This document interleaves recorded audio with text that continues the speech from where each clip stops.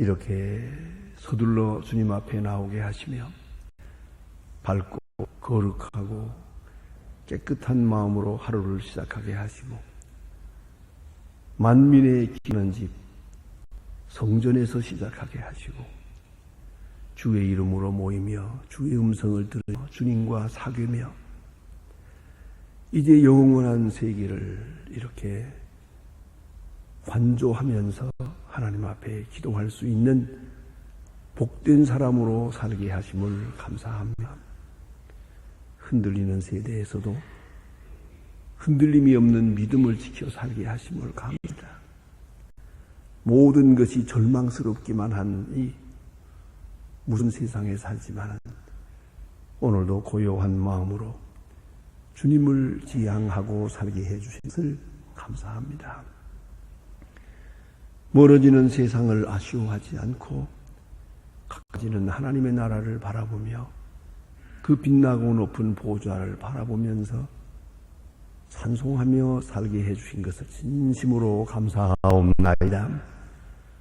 주여 이 시간에 주의 이름으로 모였사오니 주 하나하나를 개별적으로 만나주시고 그 믿음의 자세를 바로하게 하 모든 어두운 그림자를 깨끗이 지워버리고 주님만 만나고 주님의 음성만 가까이 듣고 그리고 주 앞에 겸손하게 순수하게 응답하고 순종하는 이 시간이 되게 하여 주시옵소서.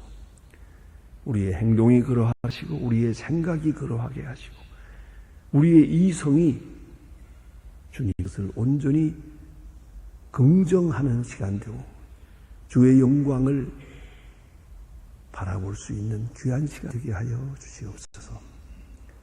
자비하신 주여, 한 사람 한 마음 속에 있는 어두운 그림자를 다 제거하시고 근심과 걱정 다 물리치고 밝은 마음으로 주를 배울 수 있는 시간 되게 하여 주시고 주의 음성을 듣는데 어떤 것도 중간에 가로막는 일이 없도록 크게 역사해 주시기를 기도합니다. 성령의 충만함을 주어서 우리의 마음과 뜻과 생각, 정성이 다 주 앞에 있게 하시고 주님과 면대하며 직선적으로 대하며 종말적으로 대할 수 있는 아름답고 귀한 의 만남이 되게 하여 주시옵소서. 주여 오늘도 하나님의 말씀을 바로 전하고 바로 들을 수 있게 하고 이 말씀이 이제 널리 방송을 타고 전해질 때 듣는 모든 사람들이 구원을 받고 주 앞으로 돌아오게 하옵소서. 주의 거룩한 뜻을 이루어가게 하여 주시옵소서.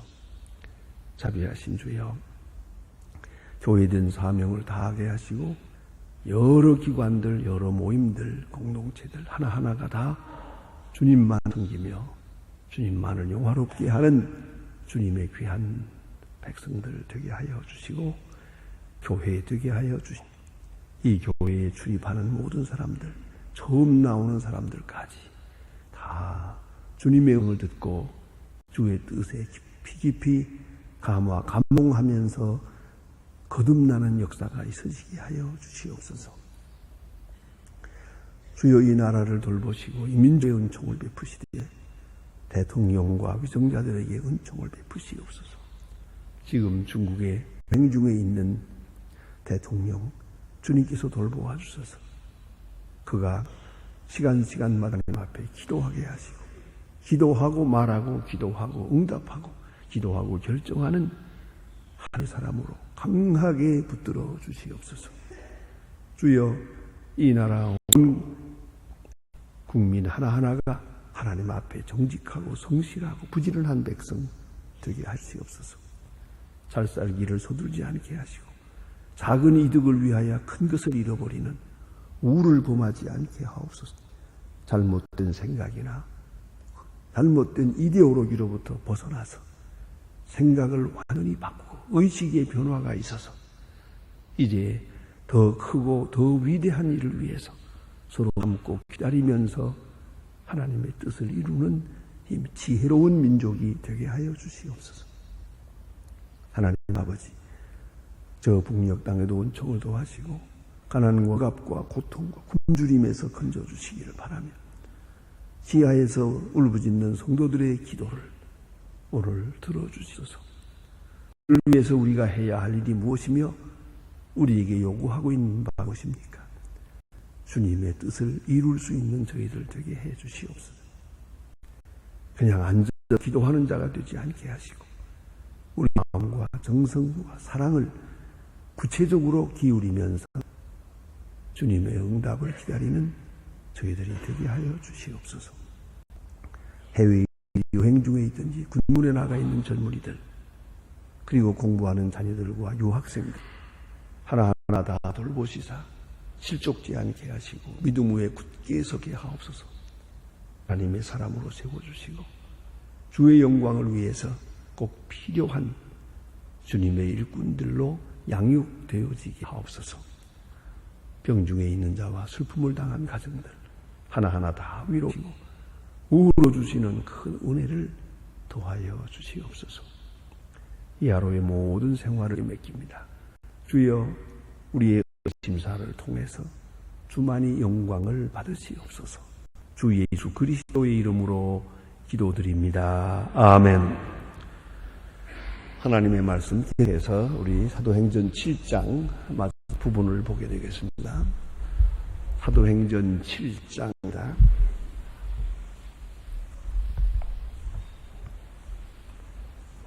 사도행전 7장 54절로부터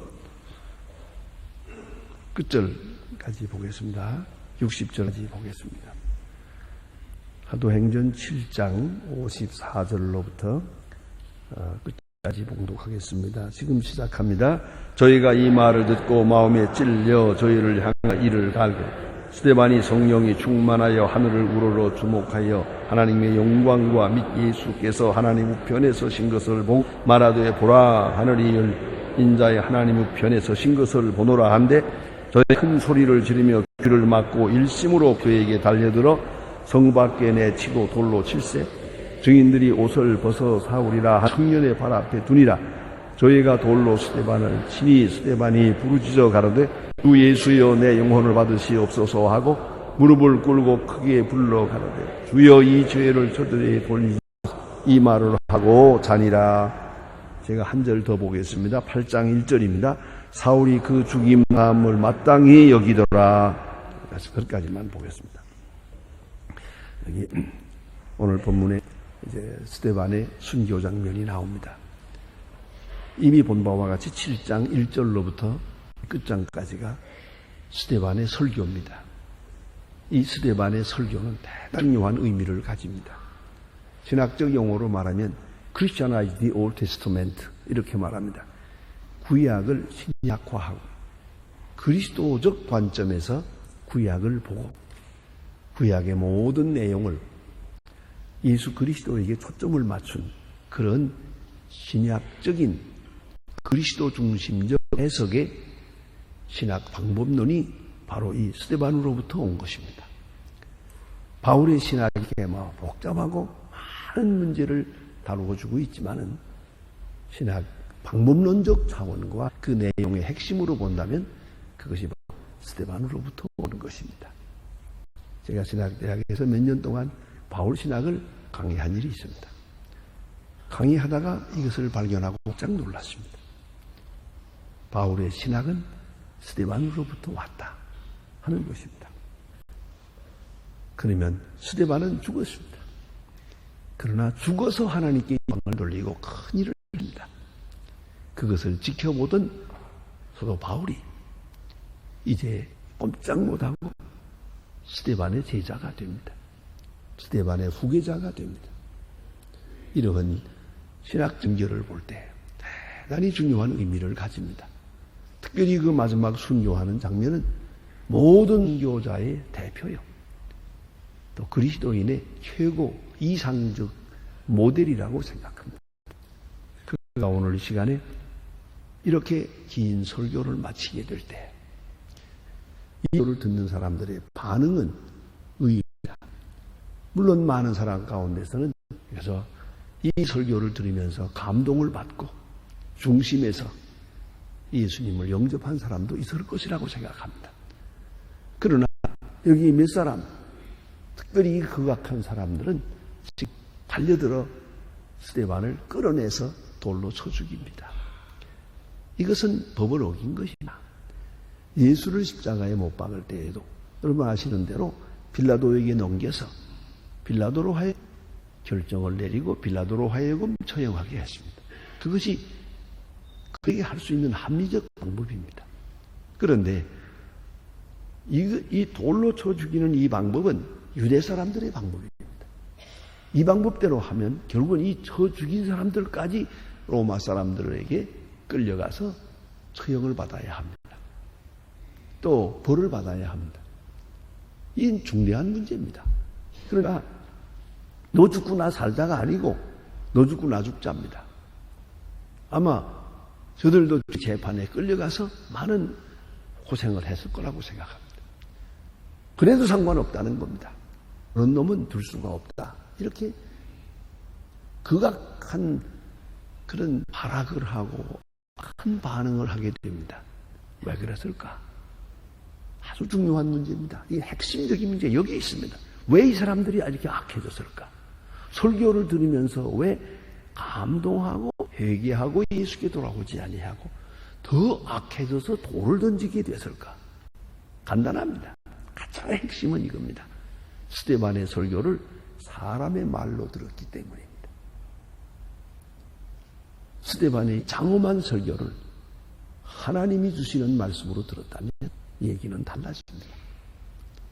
그걸 알아야 됩니다. 언제든지 설교를 듣는 자세는 하나님께서 이 시간 저분을 통해서 내게 말씀하신다 하는 그 마음으로 들어야 합니다.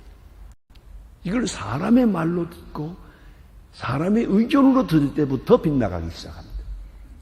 그때 구제불능입니다. 스데반을 돌로 천 이 사람과 꼭 같은 운명에 들어간다는 걸 잊지 합니다. 사람은 뭐니 해도 자세가 중요한 애티튜드가. 이 사회심리학자들은 말합니다. 사람 운명의 97%가 자세에 있다는 겁니다. 어떤 자세로 임하느냐, 어떤 자세, 믿는 자세, 설교 듣는 자세 아주 중요합니다. 네, 저들이 스데반의 설교를 하나님의 말씀으로 들었더라면 저들은 참으로 복된 사람들이 될 겁니다. 다시 말하면 또다시 사도 바울 같은 사람들이 됐을 겁니다. 그런데 이 말을 사람의 말로 들었어요. 사람의 의견으로 들었어요. 자기들을 공격하는 하나의 학파의 헬라파 유대인의 학설로 들었단 말이에요. 여기서 반항을 하게 됩니다. 강팍한 마음을 가지게 됩니다. 이제는 하나님의 말씀으로 듣는 카리스마적 신앙, 카리스마적 응답이 없었다는 것이죠. 하나님이 스데반을 통해서 우리에게 지금 말씀하신다.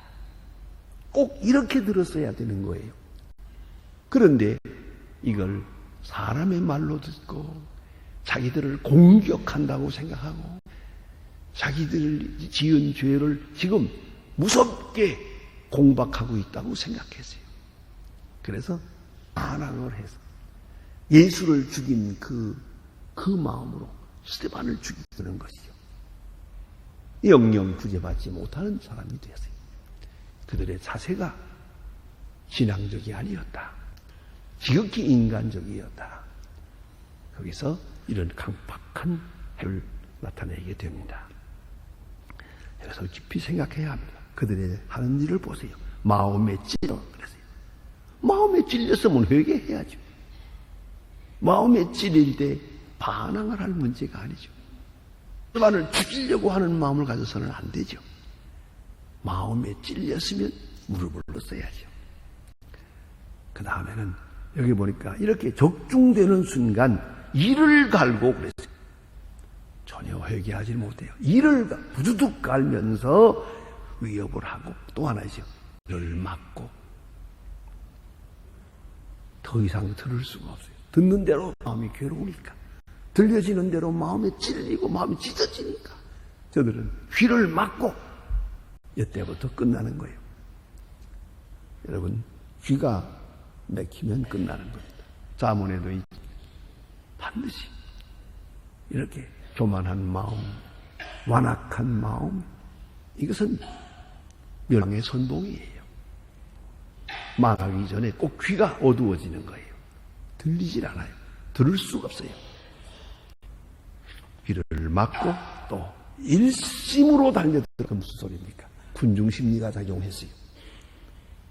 혼자서 한 일이 아니에요. 여러 사람이 와 하고 밀릴 때 군중심리가 함께 작용을 하니까 이렇게 힘을 모아서 큰 소리를 지르며 달려들었어요. 돌로 쳤다. 대단히 중요합니다. 이로 인해서 오는 법적, 로마들의 인해 법적인 불이익도 상관하세요. 어떤 일이든 이 일로 인해서 내가 죽는 한이 있어도 놈을 죽이겠다. 그런 마음으로 달려들어 그 의사를 행하게 됩니다. 자, 이제 스데반을 봅시다. 스데반은 어떠냐?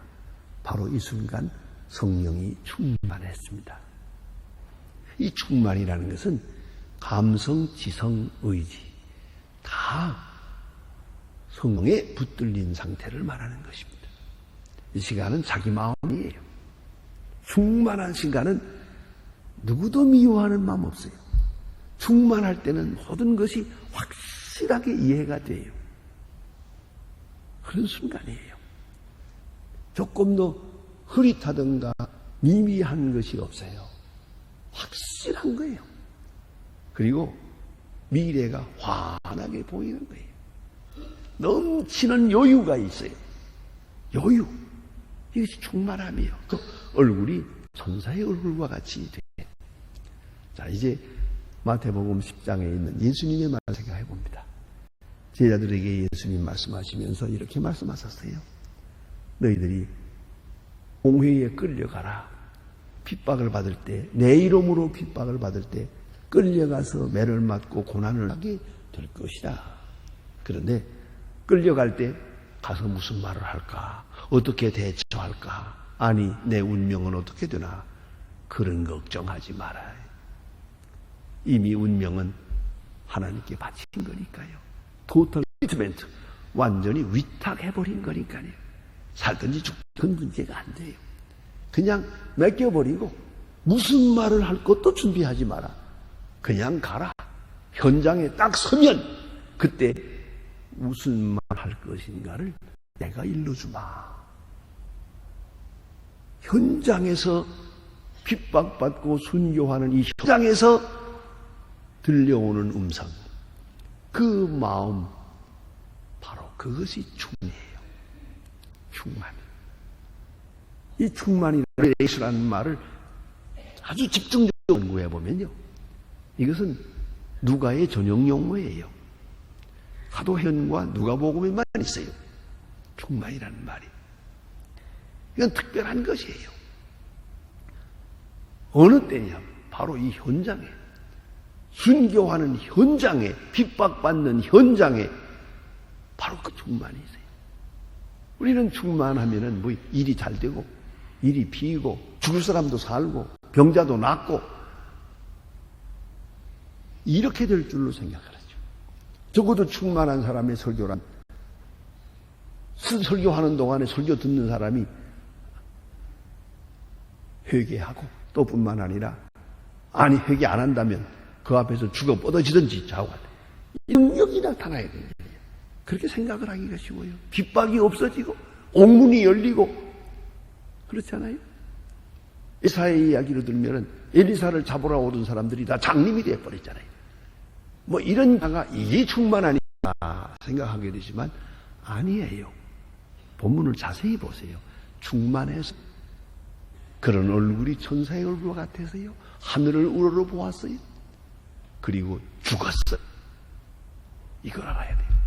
충만한 가운데 스데반은 죽었어요.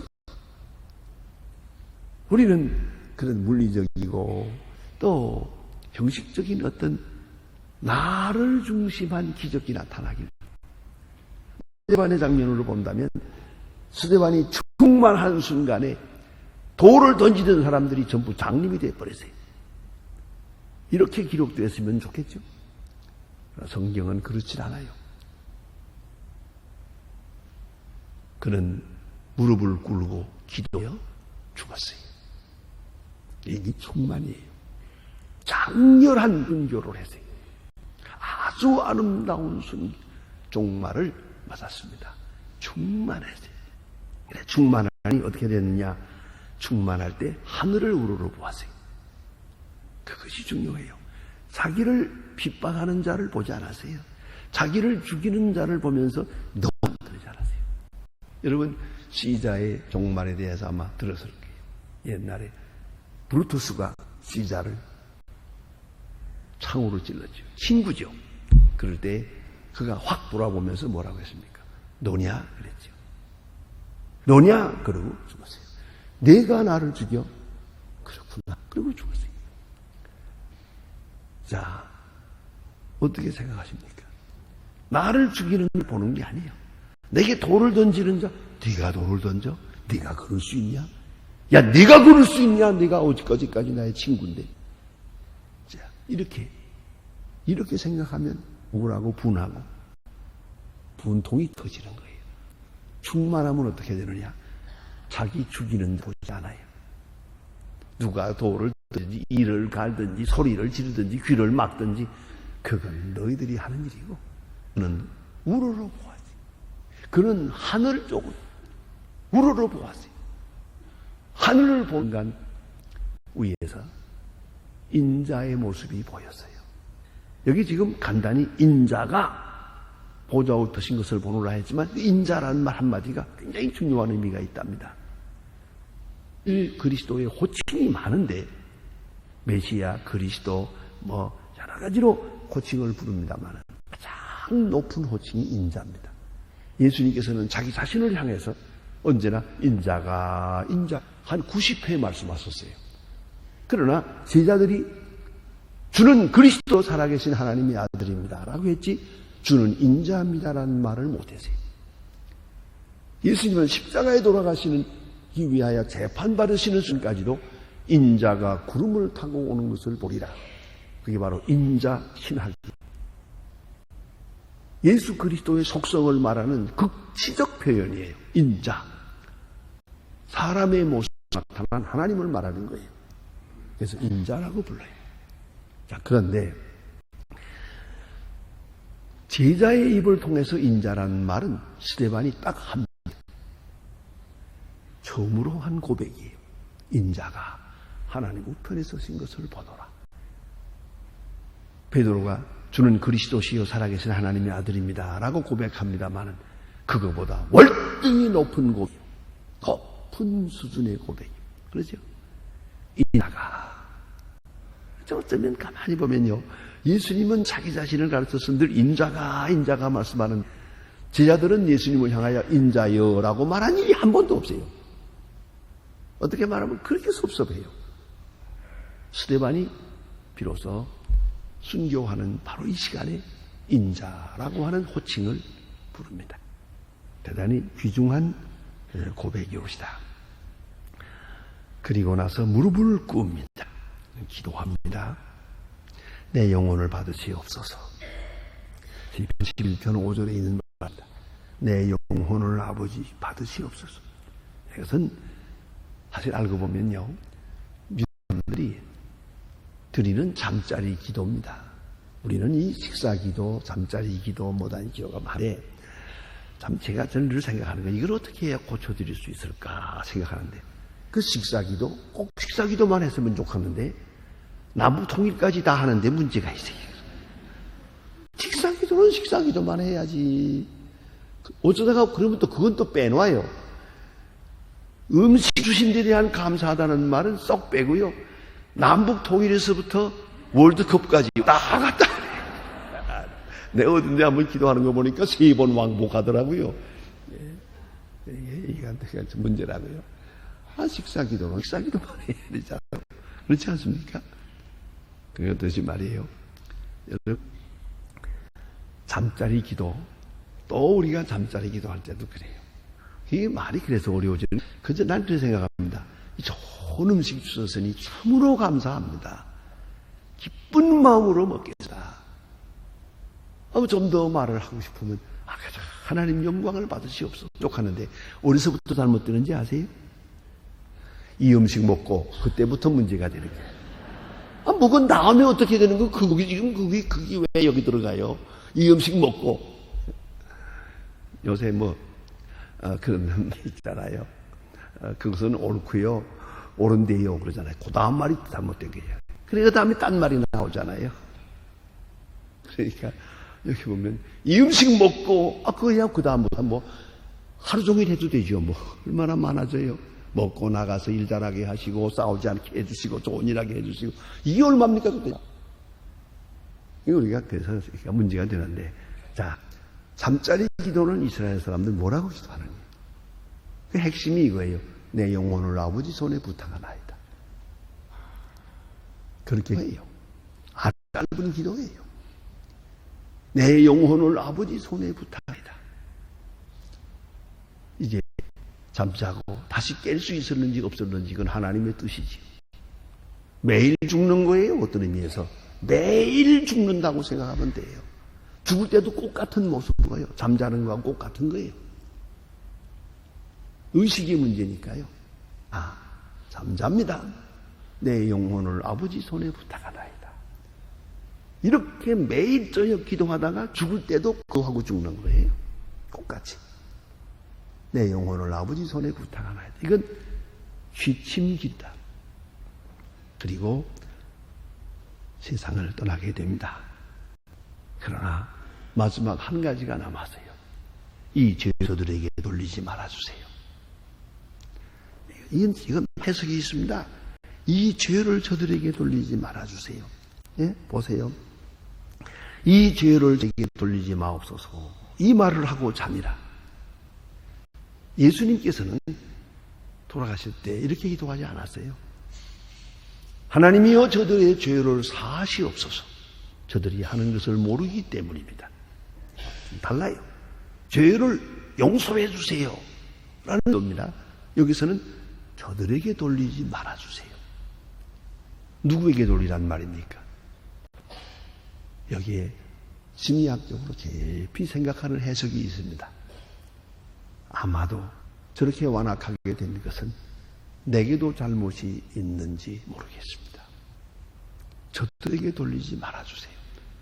꼭 저들의 잘못만은 아닙니다. 내가 저들을 아프게 찔러서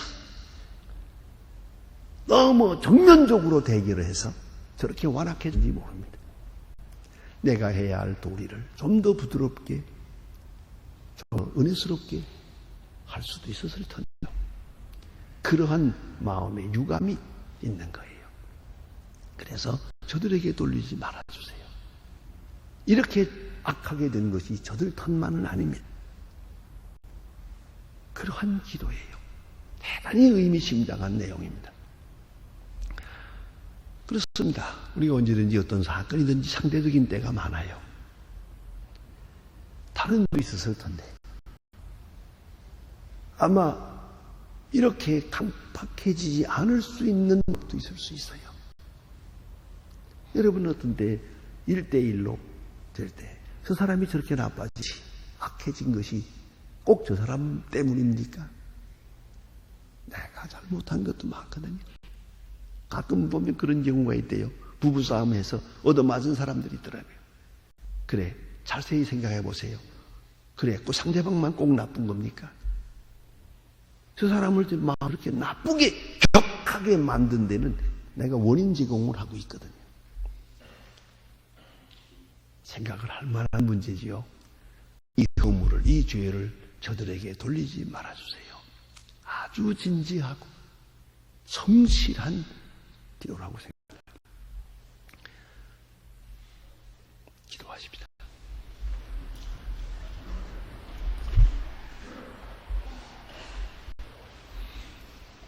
하늘에 계신 우리 아버지시여, 이름이 거룩히 여김을 받으시오며 나라의 마옵시며 뜻이 하늘에서 이룬 것 같이 땅에서도 이루어지 오늘날 우리에게 일용할 양식을 주옵시고 우리가 우리에게 죄자를 사해 준 것 같이 우리 죄를 사해 주옵시고 우리를 시험에 들지 말게 다만 악에서 구하소서.